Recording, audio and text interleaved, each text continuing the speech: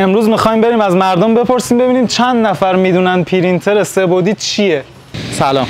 سلام. شما میدونید این دستگاهی که داره کار میکنه چیه؟ خیلی. هیچ نظری، هیچ ایده، هیچ چیزی ندارید؟ نه. یه نوع CNC فکر کنم باید باشه. فکر میکنم داره چیزی رو داره طراحی میکنه. آقا دو تا از بازیکن‌های کارتون فوتبالیستا اینجا. دوستان به نظرتون میدونید این دستگاه چیه؟ نه؟ ببینید این دستگاه پرینتر سه‌بعدیه. هر گونه جسمی رو میتونید با این دستگاه پرینت بگیرید به صورت پلاستیکی، مثل این مجسمه، گلدون، لیوان یا هر چیز دیگه که فکرشو بکنید. شما میدونید این دستگاهی که داره کار میکنه چیه؟ نه متاسفانه. هیچ نظری، ایده، هیچی ندارید؟ نه تا حالا ندیدم. تو اینستاگرامی جایی؟ نه هیچ جا. شما میدونید این دستگاهی که داره اینجا کار میکنه چیه؟ نه.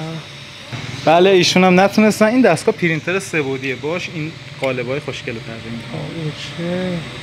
حتی خب CNC هم همین حالت دیگه. CNC تراش میده، این پرینت می‌کنه. پرینتر سه‌بعدی فکر کنم باشه. درسته؟ آفرین درسته. اولین نفر بین چندین نفر. اینم جایزه شما، خدمت شما. مرسی.